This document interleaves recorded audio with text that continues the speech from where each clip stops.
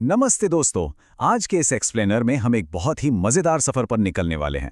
सोचिए, अगर हमें एक जासूस बनकर इतिहास के पन्नों को पलटना पड़े तो कैसा रहेगा। आज हम ठीक वही करने वाले हैं। हम समझेंगे कि भारत के सो कॉल्ड मॉडर्न पीरियड यानी आधुनिक काल को कैसे रिकॉर्ड किया गया, कैसे अलग अलग श्रेणियों में बांटा गया, और सबसे जरूरी बात, क्यों कई बार इन लेबल्स पर आज भी बड़े सवाल उठाए जाते हैं। तो चलिए सिर्फ फैक्ट्स को नहीं बल्कि उनके पीछे छिपी असली कहानियों को अनकवर करते हैं।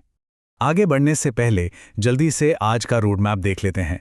हम शुरुआत करेंगे आधुनिक काल की परिभाषा से, फिर इसकी टाइमलाइन को समझेंगे। उसके बाद हम एक बहुत ज़रूरी सवाल पर आएंगे कि क्या यह वाकई मॉडर्न पीरियड था या कॉलोनियल पीरियड। फिर हम देखेंगे कि इतिहास के सोर्सेस क्या होते हैं, और आखिर में जानेंगे कि इन सब के बीच आम हिंदुस्तानी की आवाज़ कहाँ छिप गई थी। तो चलिए आते हैं अपने पहले पड़ाव पर, आधुनिक काल की परिभाषा और इतिहास और समय का असली सार क्या है। अक्सर जब भी हिस्ट्री का नाम आता है हमें लगता है कि बस वही पुरानी बोरिंग डेट्स याद करनी होंगी, राइट? लेकिन असल में हिस्ट्री सिर्फ तारीखों का रटना नहीं है। ये तो समय के साथ सोसाइटी में आने वाले बदलावों की एक डीप स्टडी है। एक ऐसा चश्मा जिससे हम देख पाते हैं कि पहले चीजें कैसी थीं, हमारे पूर्वजों की जिंदगी कैसे आगे बढ़ी, और उन निरंतर बदलावों ने धीरे धीरे हमारे आज के वर्तमान को कैसे आकार दिया। देखिए, इतिहास को देखने के दो अलग अलग नजरिए होते हैं। एक तरफ होती हैं विशिष्ट घटनाएं या स्पेसिफिक इवेंट्स, जैसे कोई बड़ा युद्ध कब हुआ या किसी नए राजा की ताजपोशी किस दिन हुई। इनकी एक एग्जैक्ट डेट होती है जो हम कैलेंडर पर मार्क कर सकते हैं। लेकिन दूसरी तरफ होती हैं क्रमिक प्रक्रियाएं, यानी धीरे धीरे होने वाले बदलाव, जैसे देश में रेलवे लाइन का बिछना या लोगों का चाय और कॉफी पीने का आदी होना। अब सोचिए, क्या इन आदतों की कोई एक फिक्स तारीख हो सकती है? बिल्कुल नहीं। ये ऐसी प्रक्रियाएं हैं जो एक बहुत लंबे समय में आकार लेती हैं। चलिए अब आते हैं अपने दूसरे हिस्से पर, इस युग की टाइमलाइन और सत्ता में आए महत्वपूर्ण बदलाव। अगर हम सत्ता परिवर्तन के इन डिसाइसिव मोमेंट्स की टाइमलाइन पर नजर डालें तो कहानी शुरू होती है 1707 से, जब मुगल सम्राट औरंगजेब की मौत के साथ एक युग का अंत हुआ।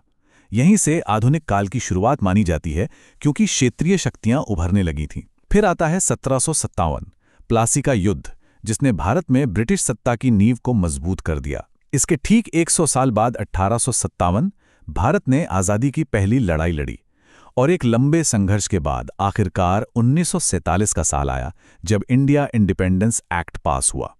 अब यहां से इस कहानी में एक बहुत बड़ा ट्विस्ट आता है, आधुनिक या औपनिवेशिक काल। आइए इस पर एक क्रिटिकल नजर डालते हैं। यहां हमें रुककर एक बहुत ही महत्वपूर्ण सवाल पूछना चाहिए। क्या जिसे मॉडर्न पीरियड कहा जाता है वो सच में मॉडर्न या आधुनिक था? जरा सोचिए, एक ऐसा दौर जहां एक विदेशी ताकत ने पूरे देश को अपने कब्जे में ले लिया हो, जहां से सारा कच्चा माल यानी रॉ मटेरियल लगातार बाहर भेजा जा रहा हो और देश सिर्फ विदेशी सामान का खरीदार बनकर रह गया हो। क्या उस दौर को आधुनिक कहना सही लगता है? जहां समानता और आज़ादी ही ना हो, वो मॉडर्न कैसे हो सकता है? इसी से जुड़ा एक बहुत ज़रूरी शब्द है कोलोनाइजेशन या उपनिवेशीकरण।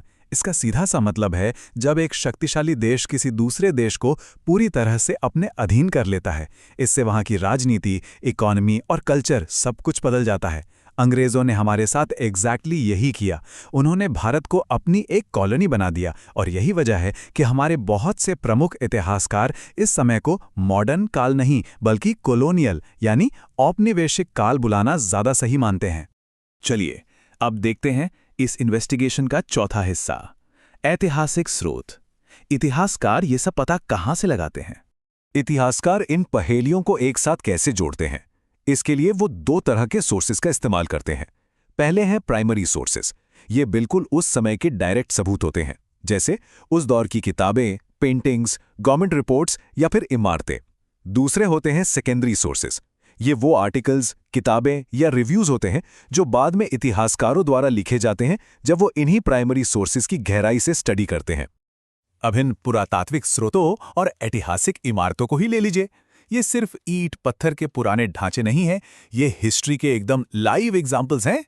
ये बिल्डिंग्स हमारे अतीत पर बहुत प्रकाश डालती हैं और उस समय की आर्किटेक्चर, टेक्नोलॉजी और समाज की पसंद नापसंद की एक स्पष्ट तस्वीर हमारे सामने पेश करती हैं। और जरा सोचिए, जब पेपर का इन्वेंशन नहीं हुआ था तब लोग अपनी बातें कैसे रिकॉर्ड करते थे। उस वक्त लोग पेड़ों की छाल, पत्तों या फिर पत्थरों का सहारा लेते थे। ये अशोका पिलर एपिग्राफिक यानी पूरा लेखीय साक्ष्य का एक परफेक्ट एग्जाम्पल है। खंभों और पत्थरों पर उकेरी गई ये लिपियां उस वक्त के प्रशासन और धार्मिक मान्यताओं को समझने के लिए किसी खजाने से कम नहीं है। लेकिन जब हम ब्रिटिश दौर में एंटर करते हैं तो सिस्टम बिल्कुल बदल जाता है। अंग्रेजों को एक अलग ही लेवल का ऑब्सेशन था, रिकॉर्ड कीपिंग का। उनका मानना था कि हर निर्देश, प्लान और पॉलिसी विस्तार से लिखी जानी चाहिए। शुरू में कैलीग्राफिस्ट्स यानी जिनकी हैंडराइटिंग बहुत सुंदर होती थी, वो इन्हें सावधानी से लिखते थे। फिर इन्हें सहेजने के लिए आर्काइव्स और म्यूजियम्स बनाए गए। और हाँ, 19वीं सदी के मध्य तक आते आते प्रिंटिंग प्रेस आने की वजह से इनकी कई कॉपीज छपने लगी। और अब आखिर में इस एक्सप्लेनर का सबसे जरूरी और 5वां हिस्सा, भारतीय आवाज की खोज आधिकारिक फाइलों के परे। ब्रिटिशर्स के पास इतने रिकॉर्ड्स थे, फिर भी यहां एक बहुत गंभीर सवाल उठता है। ये इतने सारे सरकारी दस्तावेज हमें क्या नहीं बताते?